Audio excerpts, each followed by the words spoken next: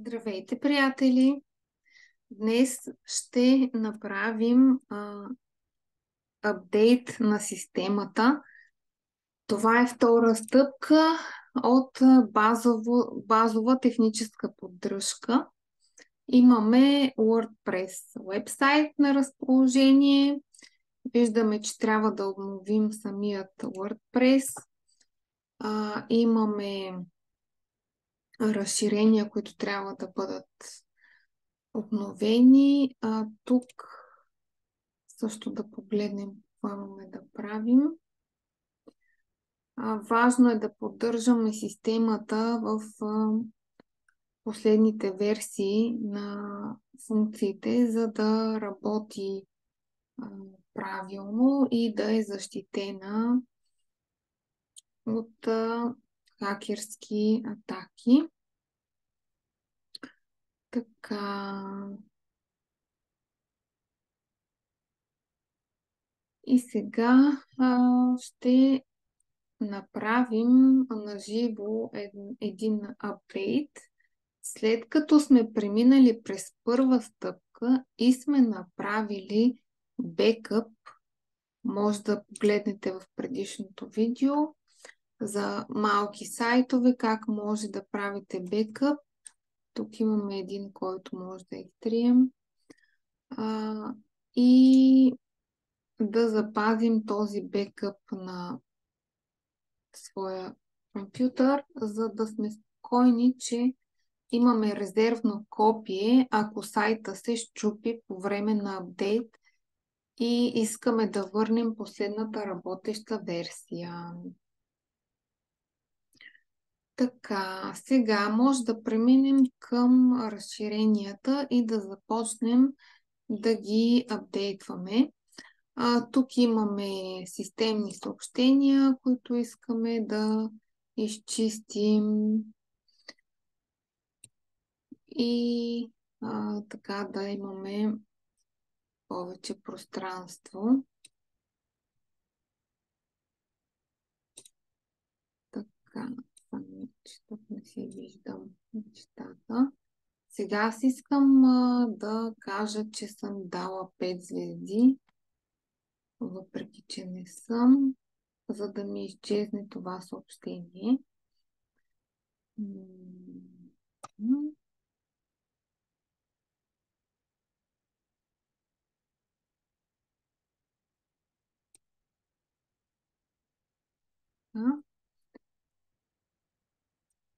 Изчистваме си, за да ни е по-ясно.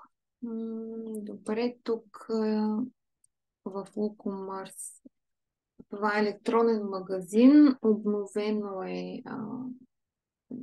са данните. Автоматично, между другото, защото аз нищо не съм правила в момента. Тук имаме коментари, които са спам и трябва да изтрием в някакъв момент. Отиваме на разширенията и започваме да ги обновяваме. Така, когато сме в режим обновяване, трябва да знаете, че вашият сайт всъщност ще бъде в съобщение. Принцип може да е в съобщение, че в момента се работи по него. Трябва да пробваме. Ето така. В момента е в режим поддръжка, когато апдейтваме системата. Това е напълно нормално и така се случва. Не бива да ви притеснява, просто имайте го предвид. Ако имате пуснати реклами, може да ги спрете за момент или пък може да апдейтвате, когато знаете, че няма много посетители във вашия уебсайт. Ако знаете кога са пиковите моменти на посещение. Така, тук се надяваме, че всичко с Elementor ще е наред, след като апдейтнем, защото не рядко се получават разминавания а, и така може да има различни проблеми в визията след апдейта. Когато имаме изключени плагини, също трябва да ги апдейтнем. Единият вариант е да ги оставим изключени, ако мислим, че ще ни потребват. Може да ги изтрием, а може и да ги активираме, но нека да са апдейтнати и да сме спокойни, че всичко е така в следната си версия. Пробвам да си сложа слушалките. Надявам се, продължавам да се чувам. И така, продължаваме с апдейта.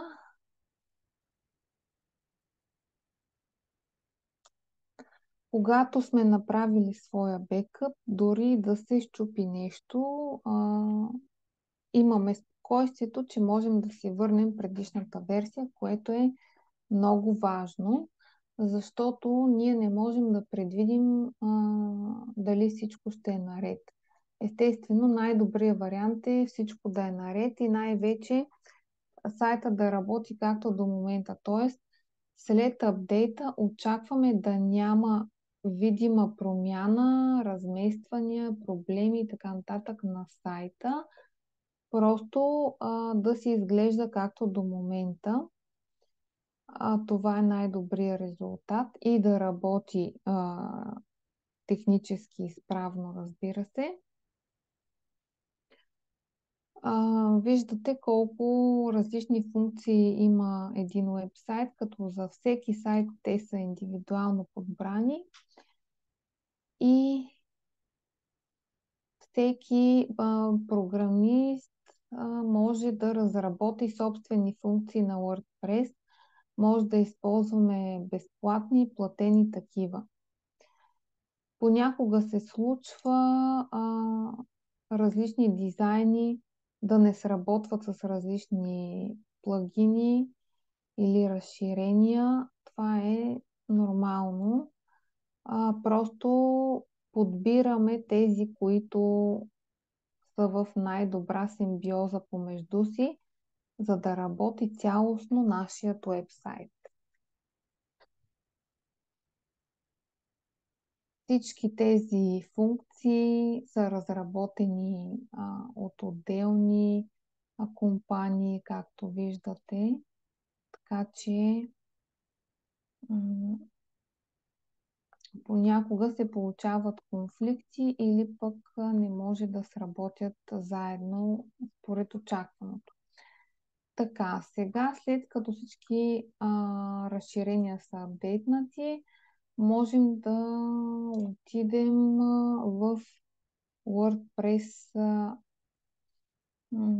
съобщението, което ни моли да апдейтнем версията на WordPress. Така.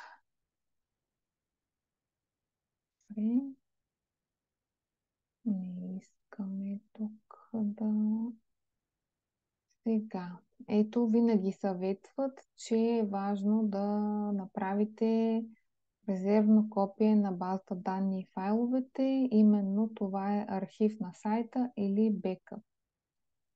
Преди да обновите. Тъй като сайта използва български език, ето тук накрая версията завършва с BG, така че избираме този бутон за обновяване и стартираме процеса.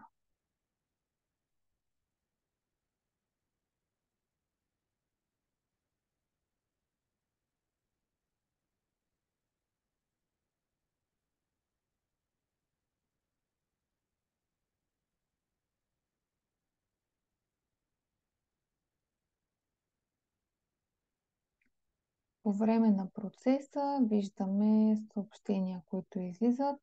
Това е знак, че WordPress вече е с най-новата си версия и виждаме, че веднага след като сме апдейтнали, отново има две разширения, които се нуждаят от нова версия.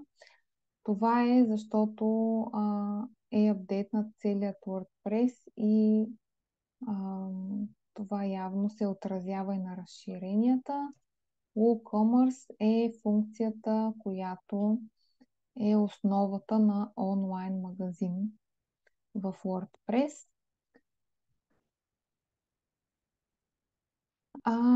Yoast SEO е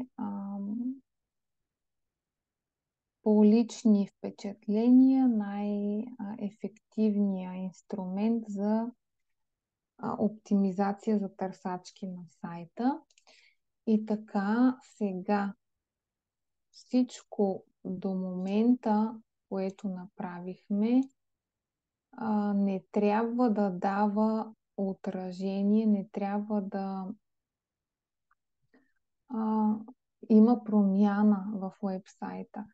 Тук след апдейт базата данни на WooCommerce се нуждае от обновяване, така че и това правим, за да може всичко да е така да се каже в час. Така и започнал е апдейта на базата данни. Той ще си върви автоматично, без да е нужно да го чакаме. В някакъв момент ще получим съобщение, че е приключил. Така, след като ето той е приключил, избираме благодарим, за да изчезне и това съобщение и да работим на чисто, така да се каже. Тук от таблото виждаме още едно обновление. Имаме като нотификация. Това е темата. Това е дизайна. Така, на изглед отиваме на теми и тук използваме дъщерна тема на основната с цел по-голяма сигурност, така че когато правим промени по дизайна си, те да се запазят. Т.е. тук имаме едно копие на темата, която използваме. И когато правим обновяване на основната тема, идеята е да запазим промените, които сме направили в това копие. И едновременно с това да имаме обновена тема. Т.е. това копие взима информацията от тази тема и едновременно с това запазва нашите промени, които сме направили. И сега така се молим всичко да е наред с сайта. Презареждаме страницата. И това, което трябва да очакваме, да няма промяна, размествания, всичко да работи както до момента. Отиваме и когато имаме магазин, задължително трябва да направим поръчка, защото това е основната функционалност на онлайн магазина. Задължително трябва да направим една тестова поръчка и да се убедим, че всичко е наред с нашият уебсайт и неговите функции. Така правим си една тестова поръчка. Тук имаме избор за доставка с Speedy и калкулатор. Това е допълнителна настройка на сайта. Ако искаме да си напишем населеното място и да изберем доставка с Speedy. В момента има опция за плащане в брой при доставка В онлайн магазините може да има плащане с карти, плащане с банков превод, наложен платеж. Това са основните. Тук задължително приемаме правилата и условията, за да може да отидем към изпращане на поръчката. Иначе ще ни даде грешка. Добре, нашата поръчка е изпратена. Остава да си проверим имейла, дали сме получили имейл за направена поръчка като клиенти. Ето тук имаме вашата поръчка. Така. Значи системата работи. Основната им и функция да бъде онлайн магазин е спазена. Тук, между другото, можем да запазим основната тема и да изтрием поне една от тези допълнителни, тъй като не е нужна. Така. Имаше тук доста коментари. Какво се случи с тях? Дали още те са изтрити? Интересно. Те са преместени са в ревюта на продукти. Значи, ето виждате, в началото имаше 19 спам коментара тук, но сега те с новата версия са преместени на ново място. Тоест, нормално е да очакваме, че при апдейт на различни функции може да имаме и промени и да проверим новото място, новата локация на коментарите. Така, това са спам коментари, които можем така да отбележим всички. Може да ги преместим в спам и в същото време може да ги изтрием. Ето тук са спам, което може да изчистим от копчето Empty Spam. Преглеждаме отново спам.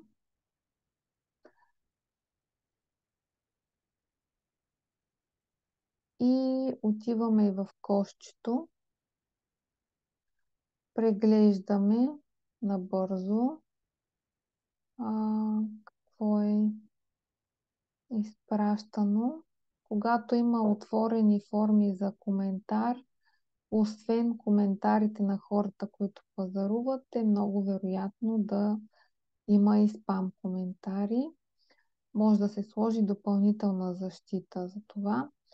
Тук направо от копчето изпразване на кошчето ще изтрие абсолютно всички коментари в това кошче. Не е нужно да пазим такива данни. Ами това е накратко, приятели. Ако желаем, можем да си направим и архив на сегашното състояние на сайта, т.е. вече сме апдейтнали, видяли сме, че работи и ако искаме, можем да си генерираме архив по този начин или по друг, който съм описала в видеото за бекъп, за да имаме копие на сегашното състояние, защото този архив сме го направили преди апдейта, а от тогава насам сме свършили така няколко задачки. По желание и е препоръчително да си генерираме нов архив, поне да си стои тук като копие, за да имаме този статус на сайта запаметен в случай, че ни потрябва и дай Боже да работи всичко, просто за наше спокойствие е напълно достатъчно да го имаме. Нормално е да се повреди нещо, както се казва, да се счупи нещо. Това е жива технология, която се развива и се променя ежедневно, системата, функциите и така нататък. Така че не се притеснявайте, винаги може да се поправят нещата. Благодаря за вниманието. Задавайте своите въпроси. Аз съм на линия и поканете ваши близки и познати, за които се сещате, че се интересуват от това да поддържат своят уебсайт. Поканете ги в групата, нека и те задават своите въпроси и нека сте спокойни, че може да получите отговори и има кой да ви подкрепи в вашето търсене. Благодаря за вниманието и до скоро!